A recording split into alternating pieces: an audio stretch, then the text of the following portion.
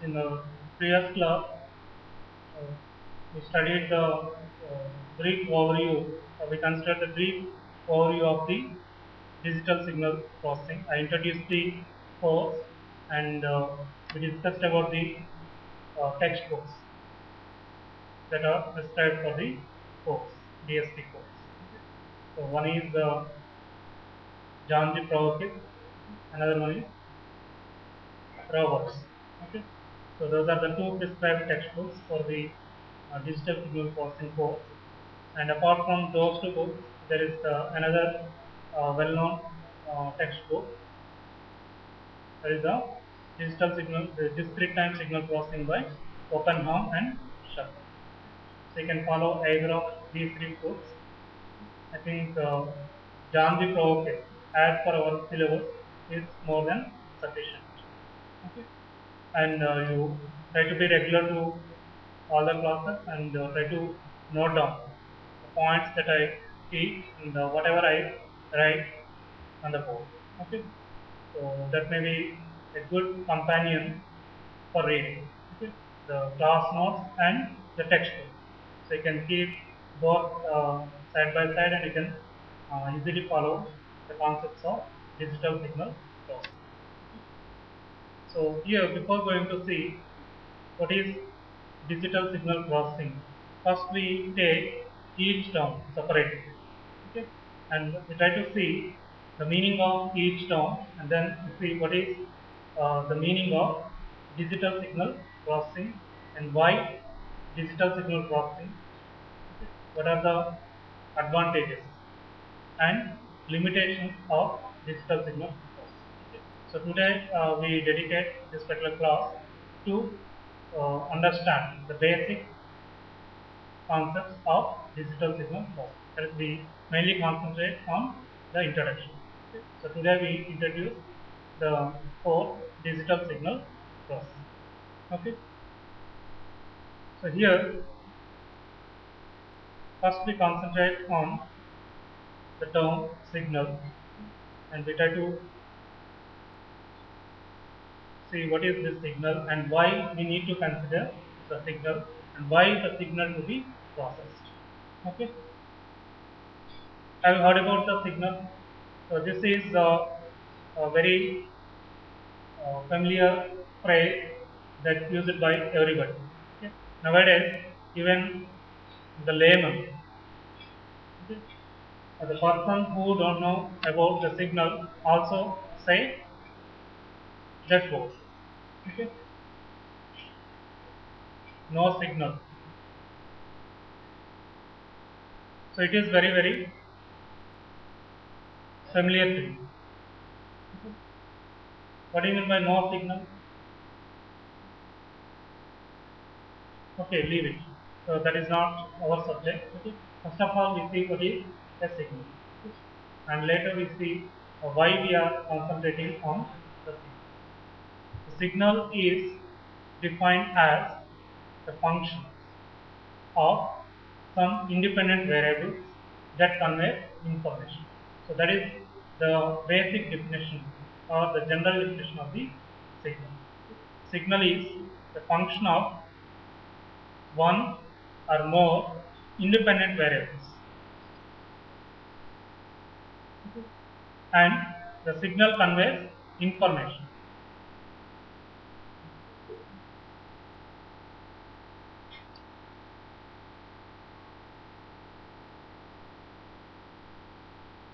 Followed, signal is a function of one or more independent variables that convey information. So here x1, x2 and so on are the variables on which the signal f is dependent. So that's why x1, x2 and so on xn, okay, are called as the independent variables, okay, and this f is the dependent variable. Why? Because the function f is depending on these values x1, x2 and so on xn. So therefore here we are defining the signal as a function.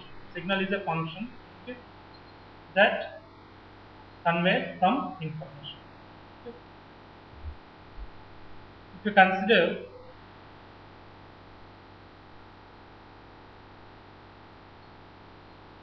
the well-known power line voltage of 230 volts 50 Hz.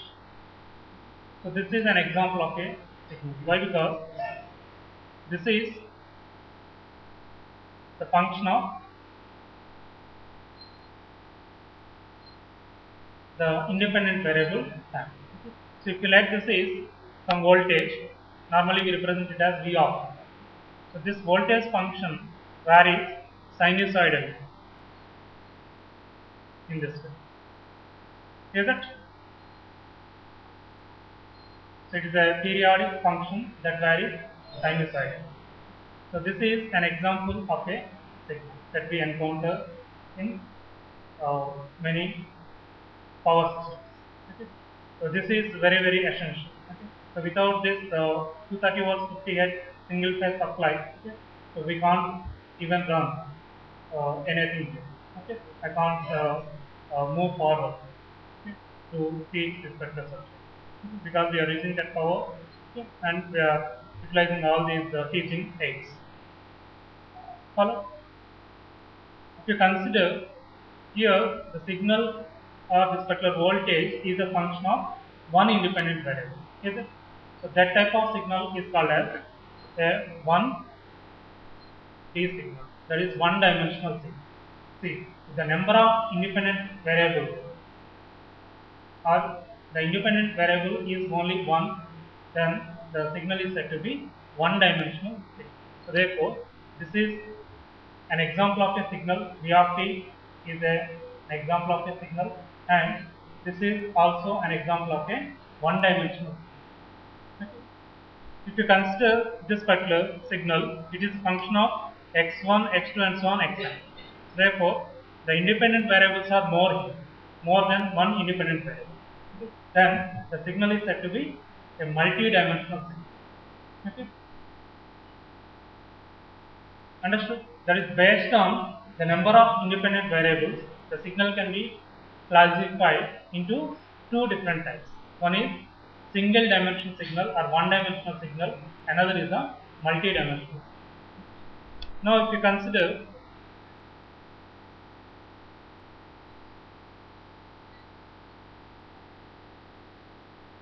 an image, okay, or a photograph, here the intensity of the photograph, okay, you see the photograph, the intensity of the photograph or the color, which is, if it is black and white, the color may be gray, okay, or it may be black and white, or it may have the mix of some other colors. Okay. So here is the color same everywhere? No. The color is varying with respect to x and y coordinates. Okay. Therefore, x and y coordinates are the two independent variables, and the intensity or color of the image is a dependent variable. Okay. Therefore, the image is an example of a signal. Why? Because an image conveys the information. That is, if you show that you are indicating that I am happy. Okay. If you reverse that, because one arc is there. Okay. Okay. If you invert the arc, then it indicates the somebody is sad. So it is conveying some information. Okay. So it is the function of the spatial coordinates x and y. So therefore, that image is an example of the two-dimensional signal. Okay.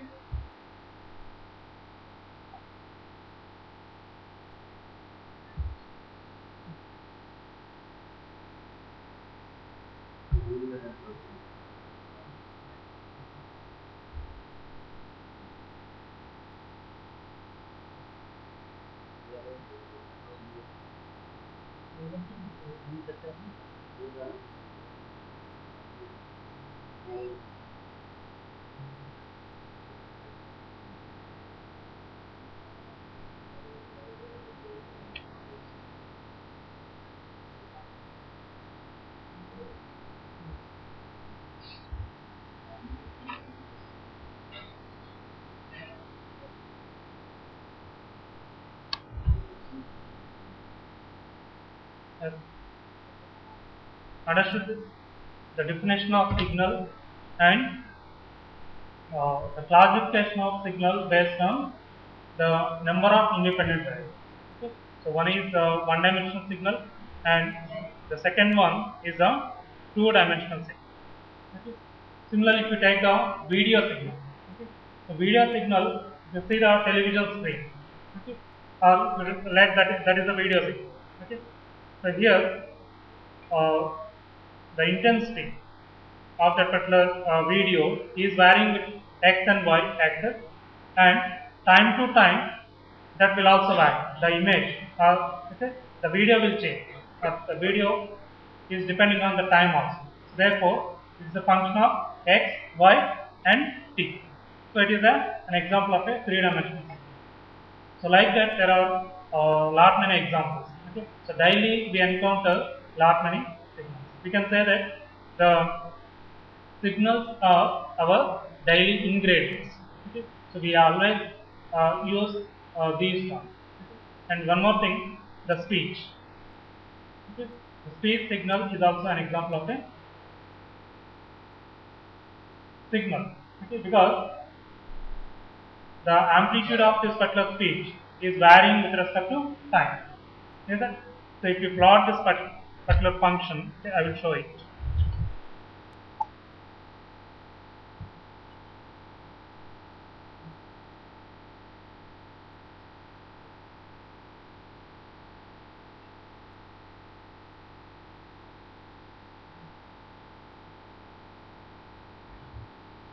We see how the speech signal look like. Okay?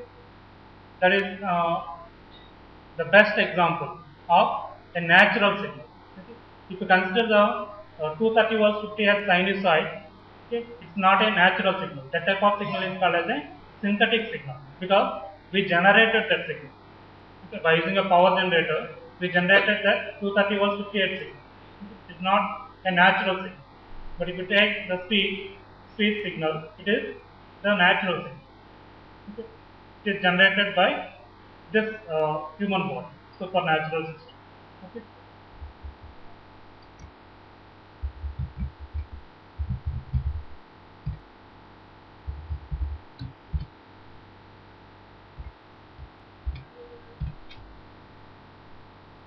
That one. Okay? So that is one example of a speech signal. Okay? The speech signal look like this. Okay? Follow? So this is some music. Okay? When you record the music signal, okay, and if you use the microphone and convert that to an electrical, actually the speech signal is an acoustic signal. Okay? So if you use a microphone, what is a microphone? It is a transducer. Is it? If you use the microphone, the acoustic signal will be converted to an electrical signal.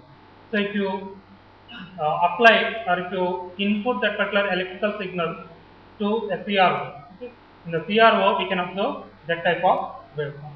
Okay. So that is an example of a speech. Understood this?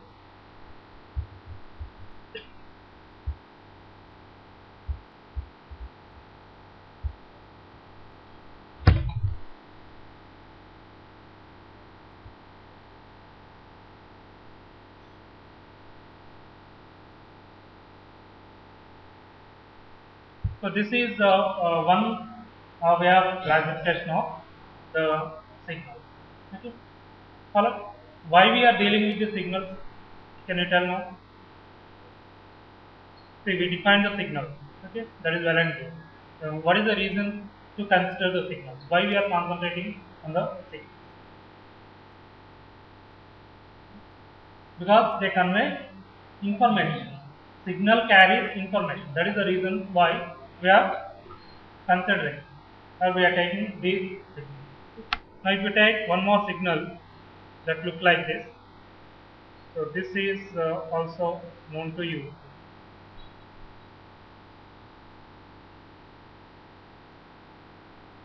Have you seen the signal anywhere? Yeah.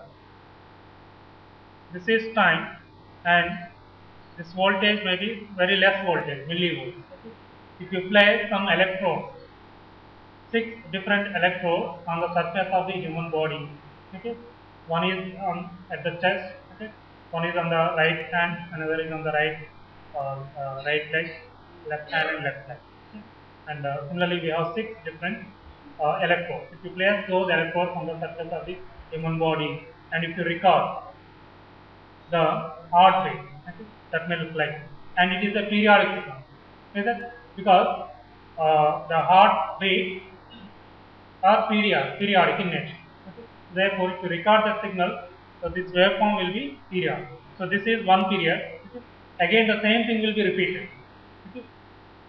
So that will be continued forever. Okay. What will be the duration of that particular ECG signal? It will be forever. Okay. See, when the body is live, okay, so definitely it will be running forever. Okay. The duration will be very long. We can consider it as infinite duration. Follow? Because when the baby is in the womb, or when the fetus, not the baby, okay, when the fetus is in the womb of the mother, okay, at that time onward, the heart starts functioning, okay, till the person dies. So therefore, the duration of that particular signal will be very, very long. Okay, we can say that it is of infinite duration approximately. Okay, so this is another example of the signal. Okay. Here, the signal is a function of one independent variable time. So it is an example of a one-dimensional signal. Okay. So here, while recording the heartbeat of a patient, okay, see, the ECG recorder will be there. Okay. ECG recorder requires the power supply also. Okay. First of, in order before going to record, okay, we need to connect it to the main. So while recording the ECG signal of the patient, okay, the power line noise will also be added to this particular ECG signal. Hello? So therefore, the ECG signal may be contaminated with 50 Hz sinusoidal voltage. Follow. So if the ECG signal is not pure, it is not pure signal, okay, or if it is contaminated with some unwanted noise. Have you heard about noise? Noise is the unwanted thing. Okay. Signal is the wanted one. Okay. If the signal is unwanted, that is called the noise. See, in certain case, actually, I am using this 230 volts 50 Hz signal. Okay, that is desired to be. Okay. But if that 230 volts 50 Hz signal is interfering the ECG recording, then in that case, ECG signal is the desired one. This power line voltage which interferes this particular ECG voltage is the noise. Okay. Follow? So here you must be very clear. Okay, both noise and voice are signals. Okay, voice is the desired one. Okay, noise may be the undesired signal. Take for example, these two are talking. Okay, so her voice will be a desired signal to this. Okay. At the same time, the third one interferes. Okay. So there also the signal is voice, okay, but this interference is unwanted. Then that can be considered as the noise. Okay. So see, all the three signals are voice. Okay. Earth signal, and this signal are all voice signals. But two signals are desired. Okay. Our voice is desired to this, and this voice is desired to this. But then third voice is the unwanted one. Okay. Even though it is voice, that can be considered as noise in that particular case. Okay. Therefore, both the signal and the noise. Okay. The noise is an example of a signal. Understood? So here,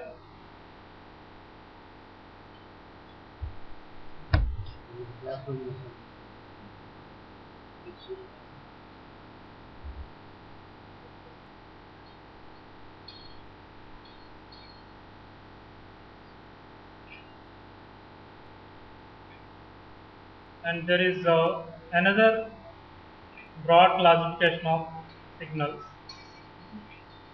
analog and digital.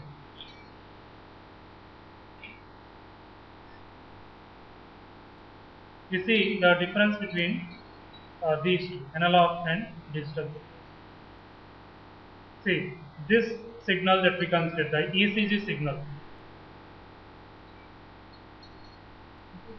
the electrocardiogram, is an example of analog signal. And this is also an example of analog signal.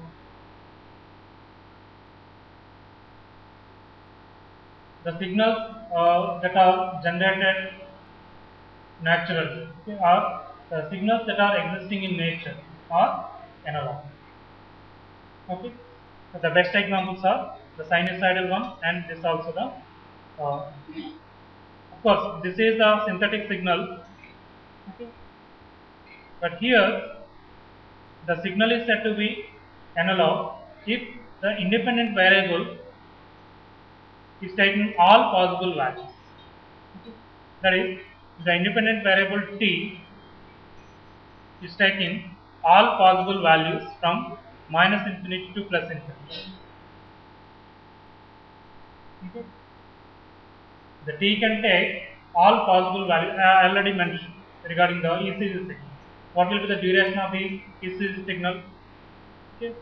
So here, if the independent variable t is taking all possible values, okay, all possible values in the interval minus infinity to plus infinity, then the signal is said to be an analog signal. Okay. So this is an example of analog signal, and this is also an example of analog signal.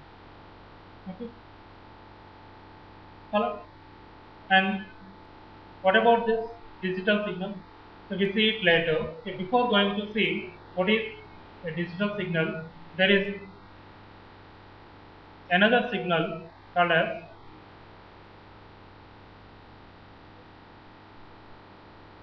continuous time signal. Okay. You see the meaning of this continuous time. See, in the case of continuous time signal, the independent variable t, okay,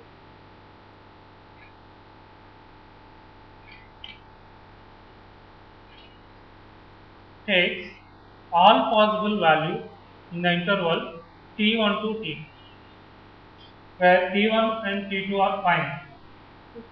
The duration between t1 to t2 is finite. But in between, that is from t1 to t2, the independent variable t can take all possible values. All possible values 0. For example, t1 is 0 and t2 is 5. Okay. We take all possible values from 0 to 5. 0, 0.001, 0.1, 0.11, 0.12, all possible values. Therefore, the t is a continuum of values.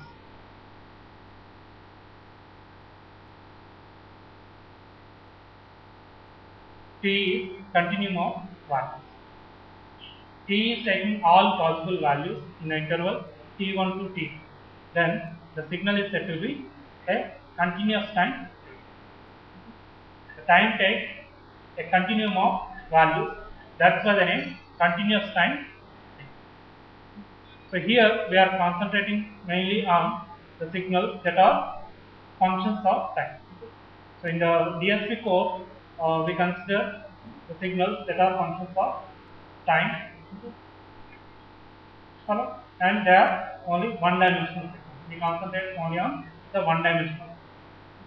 Of course, there are other classifications also. They take, for example, multi-channel signal, single-channel signal. We are not taking all those definitions because in this course we mainly concentrate on the one-dimensional signal, and that too the independent variable is time. Okay. So here t is taking all possible values in the interval t1 to t2. Then the signal is said to be a continuous time signal. See, here also, in the case of analog signal also, t is taking all possible values. Okay. But what is the difference between continuous time signal and the analog signal? In the case of analog signal, this time can take all possible values from minus infinity to plus infinity. But in the case of continuous time signal, the t1 is not minus infinity and t2 is not plus infinity. The duration is point. So in this case, if t1 equivalent to minus infinity and t2 equivalent to plus infinity. So if t1 equivalent to minus infinity and t2 equivalent to plus infinity, then the continuous time signal is said to be analog. Okay. So what this indicates, all the continuous time signals are not analog. Is that right? So when the continuous time signal is said to be analog, if the t1 is minus infinity and t2 is plus infinity. Therefore, all the continuous time signals are not analog, but all the analog signals are continuous. Okay. See, if you consider this one, this example, okay, is it an analog signal? So it is an analog signal. Okay. So this can also be considered as continuous time signal. Why? Because we generate the signal. Yes. Okay. Okay.